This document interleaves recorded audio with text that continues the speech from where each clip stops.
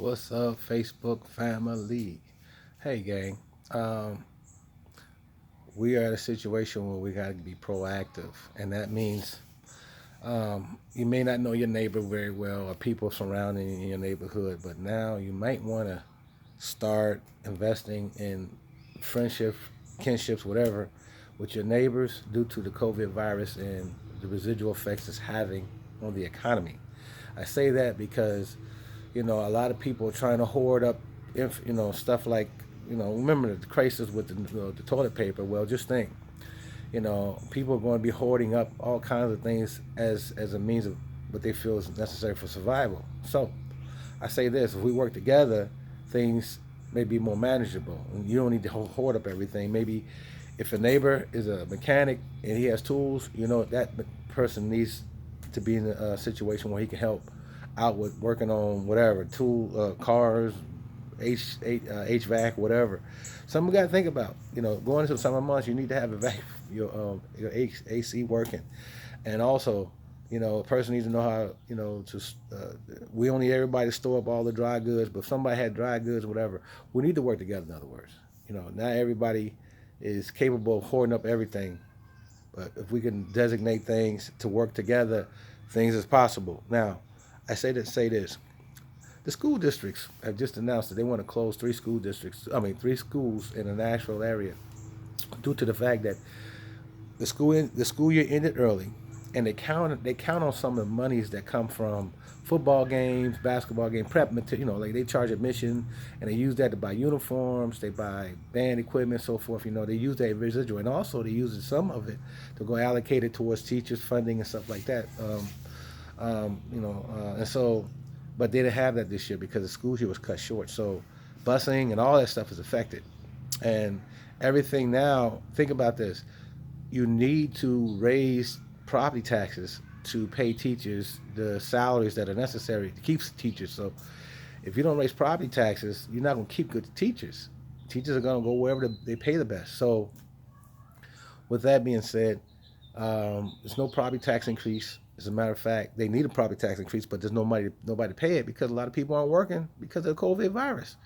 Yeah, we're getting the stimulus checks, but that's not enough to do what we normally do. So we're in a quagmire.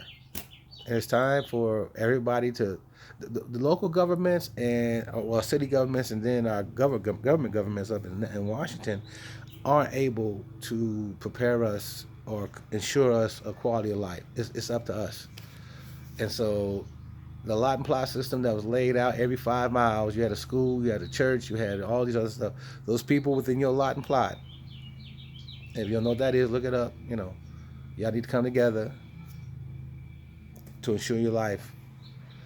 There may be a second round of COVID. That's definitely going to be so detrimental to the economy. I mean, there's no way we can ever recover from that because you're basically putting everybody out there. Because stores will be closing, food will be off the shelves in the grocery stores already. You're starting to see certain, if you go down in the store, like you go to Publix or wherever, Safeway or whatever, you see kind of empty shelves sometimes, kind of, because they're still trying to juggle. The stores are trying to maintain goods to keep a normal or a quality life that we know, but the stores are slowly but surely emptying out.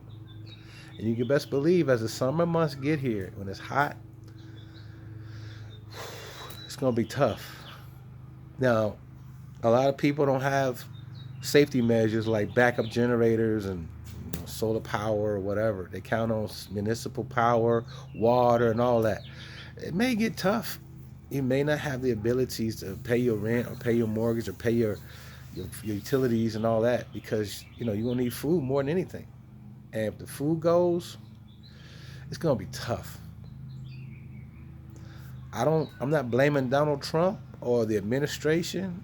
It's something that came out of space. This stuff is, whether it be man-made or what they call a pandemic, it is what it is, and it's gonna do some damage. It's gonna do a whole lot. You can't right now go, oh, here's the blame.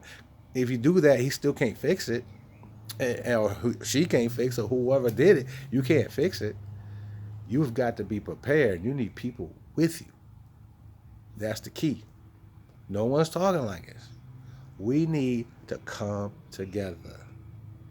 Bottom line.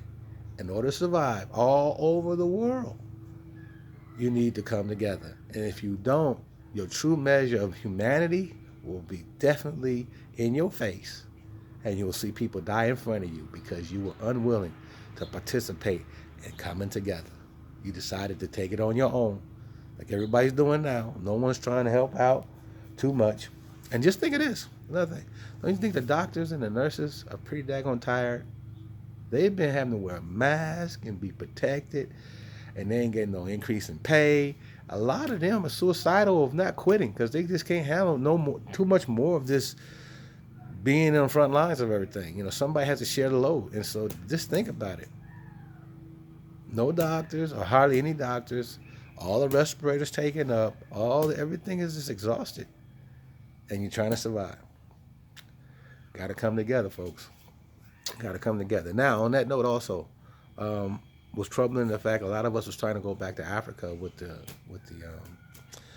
idea of the diaspora. Well, all the African nations have said no go, no more coming to Africa, especially amongst the COVID virus situation. They don't trust anyone, and I don't blame them. They're actually kicking people out. So we had to come up with our own measures here in the United States. We got to figure out what to do. All right? God bless everybody.